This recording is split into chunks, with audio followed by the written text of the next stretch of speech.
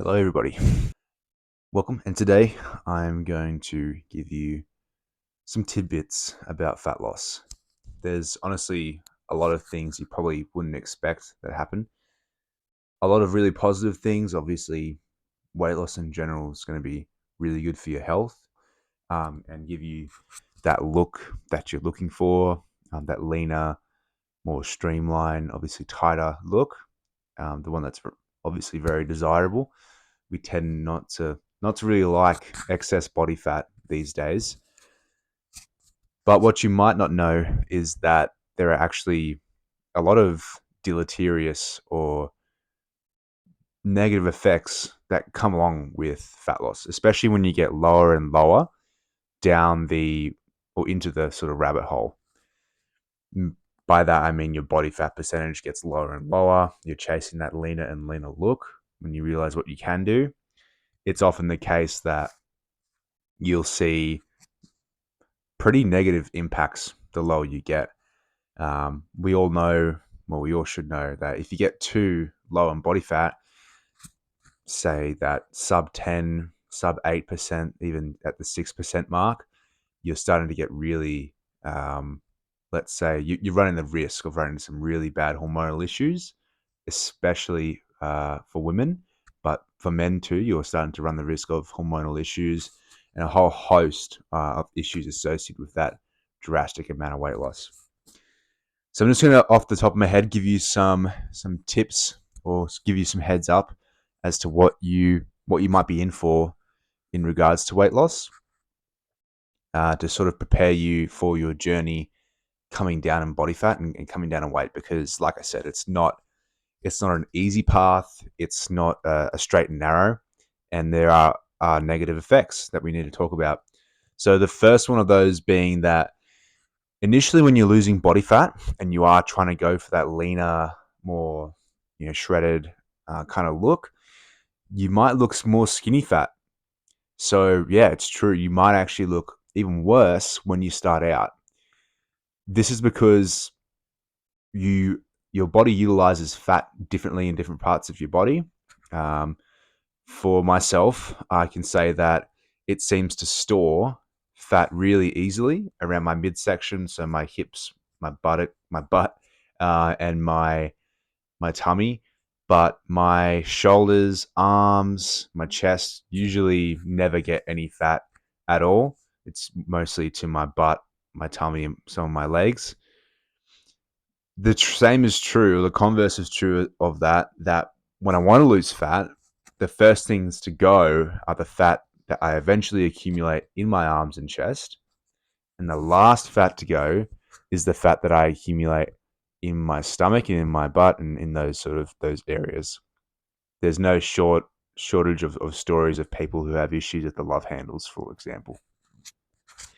The second thing you might run into is getting more injuries. So actually running into more injuries is really common when you're losing fat, when you're losing body weight, when you're in that caloric deficit. Your body hasn't got the means to resupply and repair tissues that it did once have. So it's actually a really big problem. And especially when you're pushing to yourself in a calorie deficit, you can run into a lot of niggles and potentially some bigger injuries. So you got to pay your due diligence, and just take your time when you're doing your cuts. When you're losing your body fat, take your time. Yes, it's exciting. You're getting leaner, you're looking better, the clothes are fitting, you're getting compliments. I know it's exciting, it's great, but you need to take your time.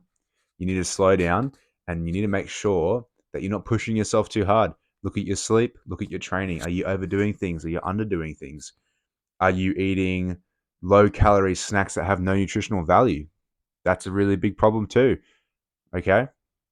The third thing you might run into is going to be trouble sleeping. Something that's I don't really hear talked about too much, but sleeping when you lose body fat is actually very, very difficult. Especially when you get leaner, leaner, and leaner. That especially that sub 10%. Sleeping is hard. You're hungry. You're going to bed hungry, um, and you wake up and you're hungry. It's hard, not only hard to fall asleep, it's hard to maintain sleep because you have less padding, less fat around your body. It's really uncomfortable, especially when you start to get really bony. It becomes, or I should say, lean and thin and sort of sinewy. It becomes really uncomfortable sleeping. Like your mattress just feels totally different, and it's just not as as comfortable as lofty as it is when you're higher body fat. The fourth thing you're going to run into is that you may actually just get weaker in the gym.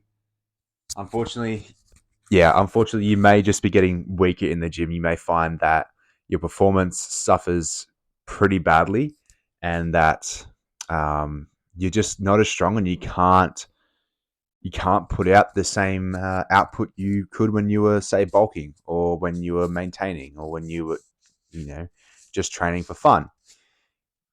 You have to be, not only do you have to sort of peel things back, because like I mentioned, you might pick up more injuries, so you got to chill out.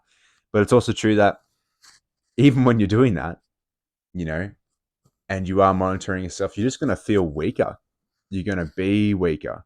These things are really common.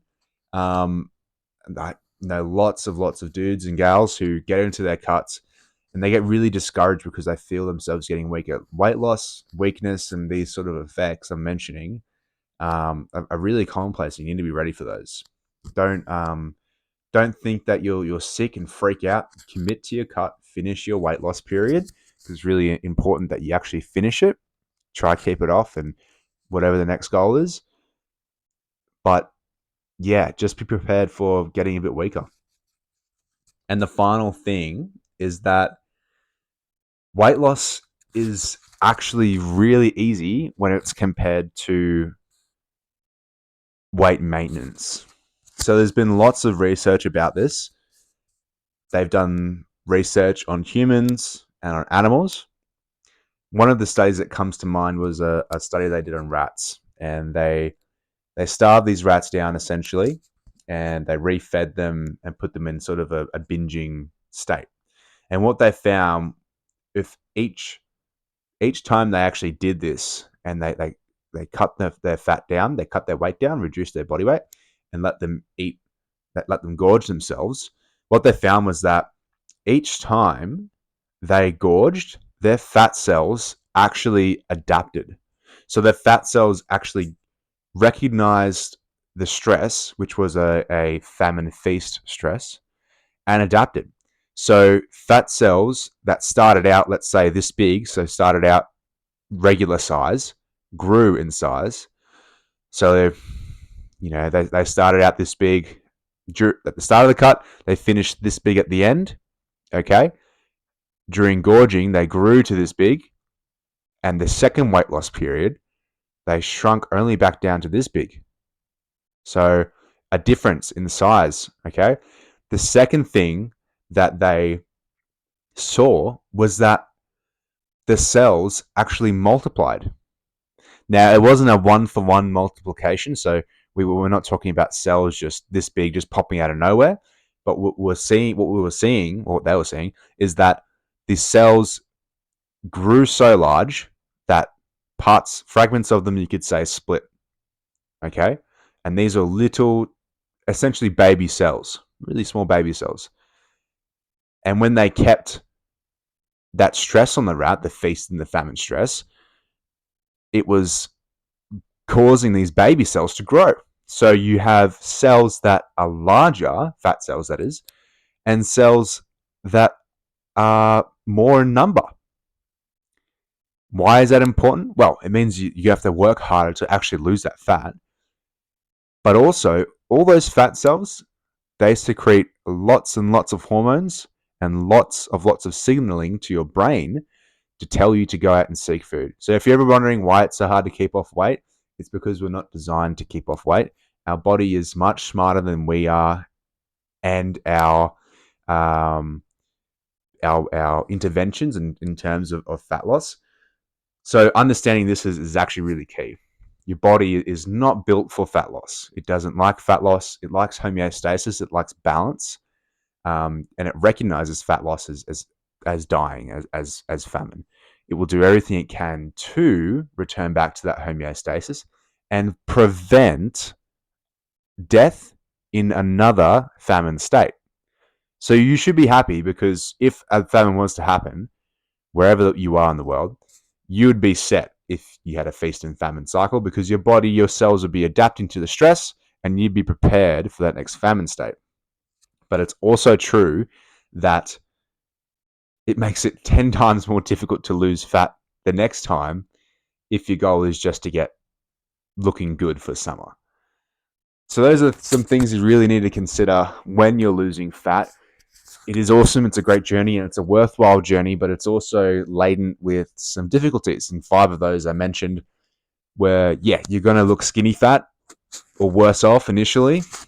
So that's number 1. Number 2, you're going to get injured easier.